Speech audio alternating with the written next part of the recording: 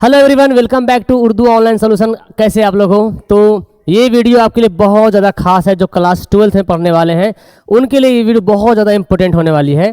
तो ये वीडियो बनाने का मकसद यहाँ पे है कि ऑब्जेक्टिव क्वेश्चन तो हम लोग बहुत सारे पढ़े हैं, बट आपके रिजल्ट में नंबर हाई होने के लिए इसकी भी बहुत ज़्यादा ज़रूरत है। तो हम इस क्वेश्चन को ध्यान से देखेंगे। हमने इस वीडियो में कुछ इम्पोर्टेंट सभी चैप्टर से इम्पोर्टेंट क्वेश्चन जो खास सवालात हैं उनको यहाँ पर लाया है, और बहुत ही आसान है। आप थोड़ी सी वीडियो को पूरी वीडियो वॉच करेंगे तो इंशाल्लाह आपको सभी क्वेश्चन का आंसर बहुत परफेक्ट तरीके से समझ में आ जाएगा, याद हो जाएगा। तो अगर चाहते हो कि आप इसको भी परफेक्ट बनाओ तो पूरी वीडियो ध्यान से देखो। यहाँ पर जो हम क्वेश्चन की बात करें ना, वो सिर्फ 2 मार्क्स वाला क्वेश्चन होगा, यानी कि मुख्तसर सवालात यहाँ पे हम पढ़ने वाले हैं। और इसके बाद में लाऊंगा एक तवील, नहीं मुख्तसर, ये मुख्तसर सवालात हो गया। इसके बाद एक और सवाल आता है, इस मुख्तसर तरीन 2 नंबर वाला सवाल है। एक मुख्तसर सवाल आता है जो कि 5 नंबर का आता है। तो पहले हम इसको कर लेते फिर उसको लाएंगे, ठीक है ना।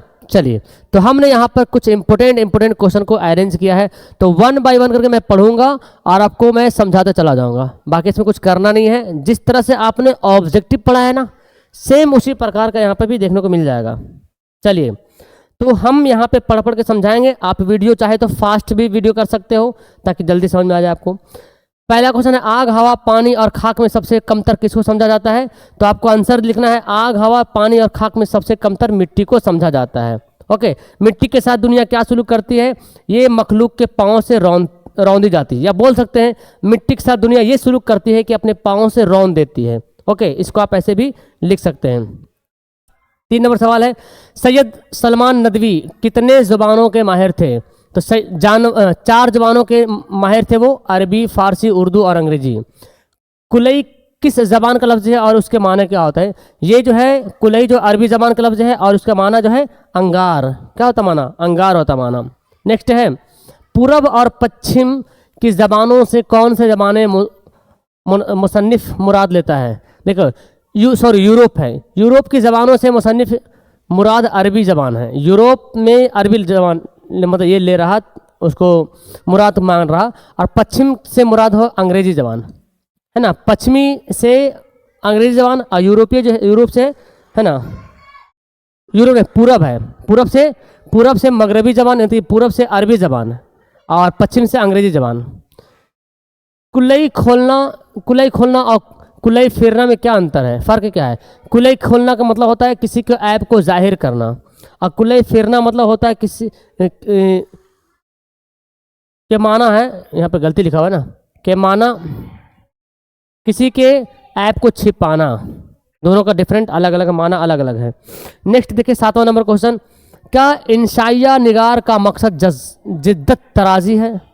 तो इंसाइया निगार का मकसद जिद्दत तराजी नहीं है। ओके, वज़ीर आगा की 3 किताबों का नाम, बहुत इंपॉर्टेंट किताबों का नाम बहुत ज़्यादा खास बनता है आपके इस क्वेश्चन तरफ, है ना। उर्दू अदब में तंज़ो मज़ा एक पहली किताब है। उर्दू शायरी का मज़ा, नज़म जदीद की करवटें। नेक्स्ट है, क्या इंसाइया शगुफ्ता मोड़ की पैदावार है? हाँ, इंसाइया शगुफ्ता मोड़ की पैदावार है। बंजारों को और किस नाम से जाना जाता है? बंजारों को खाना बदोश के नाम से जाना जाता है। ओके, 9वां सवाल देखें, इंशाइया हिजरत में कितने मुल्कों का नाम आया है? उनका नाम है क्या है? 3 मुल्कों का नाम आया है, अरब, यूरोप और अमेरिका, ठीक है ना।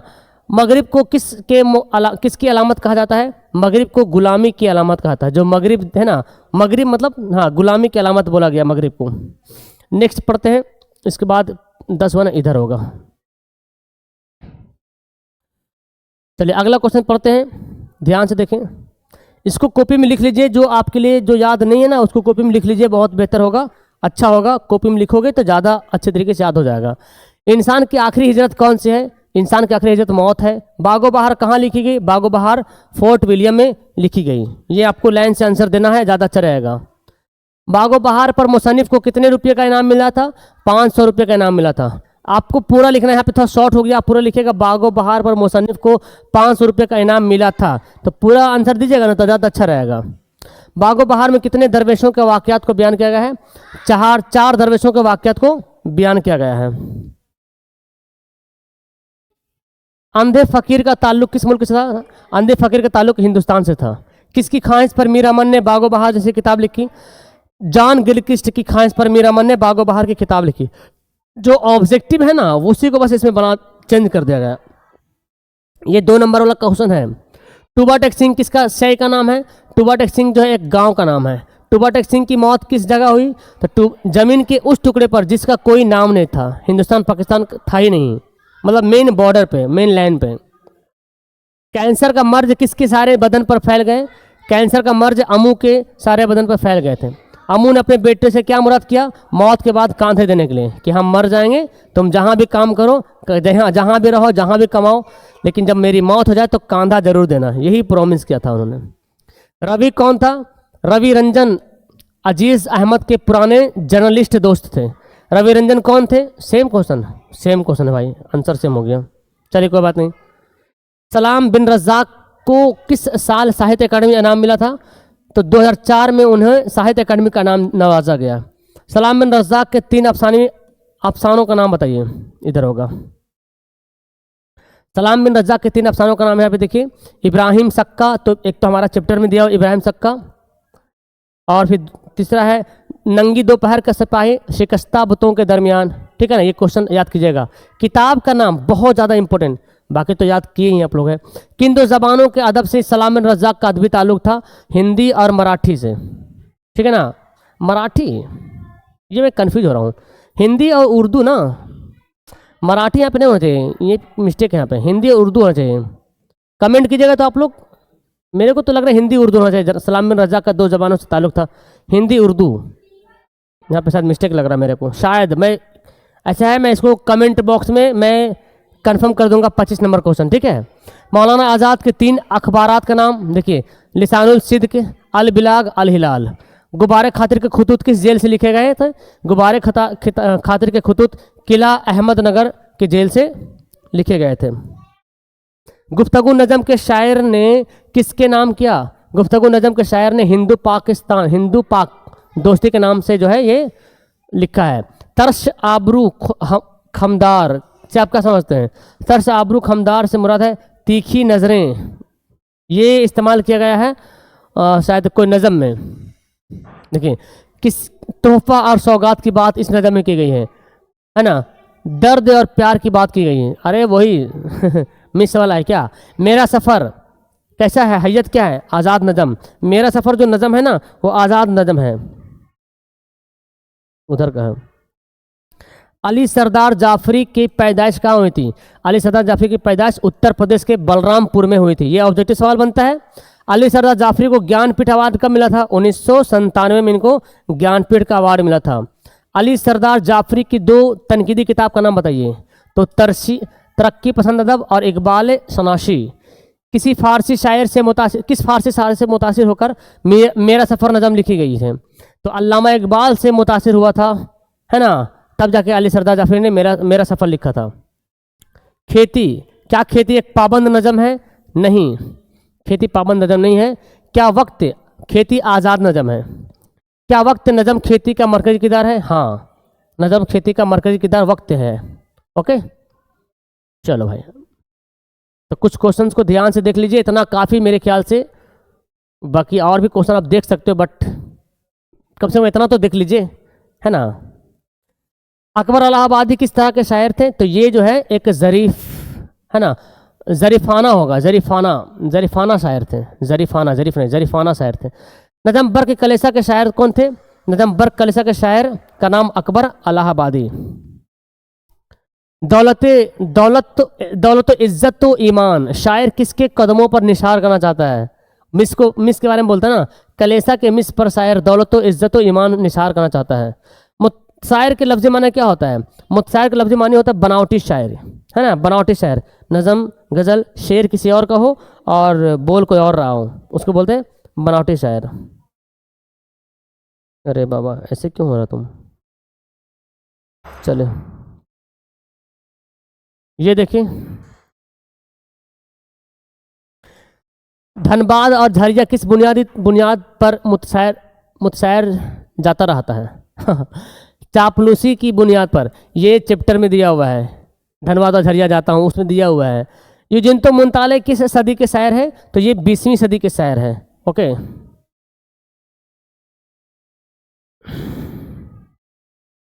यूजिन्तो मुंताले का पहला शेरी मजमूआ क्या है? पहला शेरी मजमूआ का नाम है क्या है? नहीं दिया है। अच्छा, कब शाये हुआ था? 1900। इनका पहला शेरी मजमूआ कमेंट करो, किसी को याद है तो मुझे बताना। 1915 में शाये हुआ था पहला शेरी मजमूआ, मेरे जहन से निकला हुआ यार, है ना। मुंताले इस नज़म में किसकी गूंज नहा खाना दिल में बाकी रहने की बात करता है? मुंताले इस नज़म में समुंदर की गूंज को ना खाना दिल में बाकी रहने की बात करता है, समुंदर के। वो दिन गए कहकर शायर क्या बताना चाहते हैं? कि वो दिन गए कहकर शायर अपने नौकर नहीं होने की बात बताना चाहता है कि अब वो दिन गए, अब मैं नौकर नहीं हूँ। याकूब और यूसुफ में क्या निस्बत है? याकूब और यूसुफ बाप बेटे थे, पढ़े होंगे याकूब अलैहिस्सलाम यूसुफ अलैहिस्सलाम के बारे में, ठीक है ना। रंज से खोगर हुआ इंसान एक दिन मिट ही जाता है, ये था ना एक नज़म में, गजल है सर। रंज से खोगर होने से क्या मुराद है? रंज से खोगर होने से मुराद रंज का आदी हो जाना, है ना। रंज, गुस्सा, गम जिसको आ जाता तो हमेशा एक आदत लग जाता है, हमेशा रंज में रहना, है ना। यागाना का असल नाम क्या था? मिर्ज़ा वाजिद हुसैन यागाना चंगेजी, है ना। मैं कौन हूँ, क्या हूँ, मुझे खुद नहीं पता, ये वाला शेर है। पहाड़ काटने वाला की इस्तिलाह किसके लिए इस्तेमाल किए जाते हैं? तो पहाड़ काटने वाला की इस्तिलाह फरहाद के लिए इस्तेमाल किए जाते हैं। खलीलुर रहमान आज़मी का ताल्लुक किस इदारा से था? खलीलुर रहमान आज़मी का जो है ताल्लुक है अलीगढ़ मुस्लिम यूनिवर्सिटी, है ना, अलीगढ़ मुस्लिम यूनिवर्सिटी से रहा है। खलीलुर रहमान आज़मी के दो मुसाहिरीन के नाम बताइए, मासरीन के नाम। और यहाँ पे है क्या? उनके दो मासरीन शायर नासिर काज़मी और राबिन इंशा है। किताब उर्दू में तरक्की पसंद अदबी किसकी लिखी हुई है? खलीलुर रहमान आज़मी की लिखी हुई तरक्की पसंद तहरीक, ठीक है ना।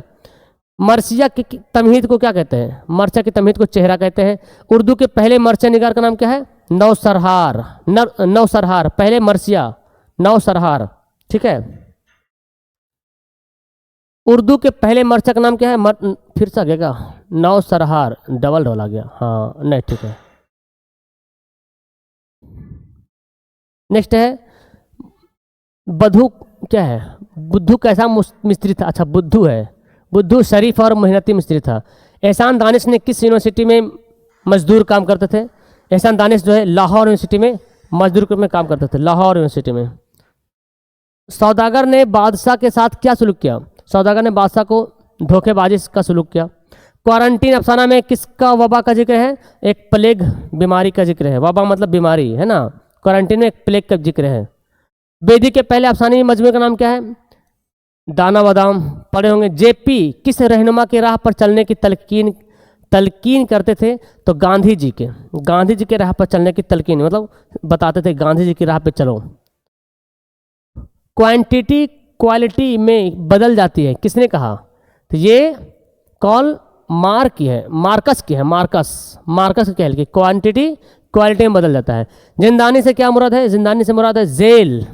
जिंदा होता है जिंदा, जिंदान, देखिए जिंदान मतलब होता है जेल, जिंदान मतलब क्या होता है? जेल होता है। तो जिंदानी मतलब ये हुआ जो जेल में कैद है, जेल में रहने वाला को जिंदानी बोला गया है।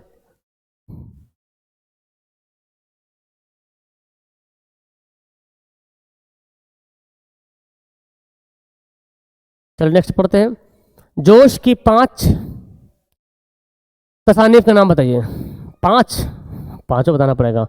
जोश की 5 तसानीफ का नाम क्या है? रूह अदब, नक्शो निगार, यादों की बारात, शोला शबनम, हरफो हिकायत। शायर किस मोती की लड़की, शायर किसे मोती की लड़की कहता है?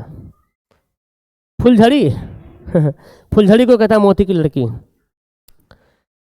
हैदराबादी उलमाए वली का पूरा नाम और जाए पैदाइश के मुतालिक क्या बताइए। अच्छा, हैदराबादी उलमाए के मुतालिक वली का पूरा नाम सैयद वली मोहम्मद और मुकाम पैदाइश औरंगाबाद। वली का असल नाम और मुकाम पैदाइश गुजराती मुहक्किकीन के नज़र में क्या है? गुजराती के बारे में तो गुजराती मुहक्किकीन के नज़र में वली का असल नाम शाह वलीउल्लाह और मुकाम अहमदाबाद लीजिए, कोई कुछ और बोल रहा, तो सवाल भी अच्छे रहेगा। वली ने शुमाली हिंदुस्तानी के शोरा को किस तरफ रागिब किया? वली दक्कनी के बारे में बात किया जा रहा भाई। वली ने शुमाल हिंद के शोरा को रेख्ता गोई की तरफ रागिब किया। रेख्ता गोई मतलब हुई नज़म, शेर वगैरह कहना। बुनियादी तौर पर गीत समाज की किस तबका के लिए लिखा गया है? तो गीत जो है ना मजदूर तबका के लिए लिखा गया है। कतरा कतरा मिलकर क्या बनता है? कतरा कतरा मिलकर दरिया बनता है। यहाँ पे 70 क्वेश्चन इख्तिताम होता है और कम से कम आप 70 क्वेश्चन को याद कर लीजिए। बाकी हम आपके लिए इंपॉर्टेंट उर्दू का वीडियो लाते रहेंगे, नीचे कमेंट कर दीजिएगा। ओके, आपके लिए इस तरह से रिकॉर्डेड वीडियो आपको मिलने वाली बेहतरीन वीडियो, जहाँ पे कम समय में आपकी बेहतर तैयारी होने वाली है। लास्ट करते वीडियो को अपना प्यारा सा कमेंट जरूर कीजिएगा। That's all, thank you everyone, खुदा हाफिज़।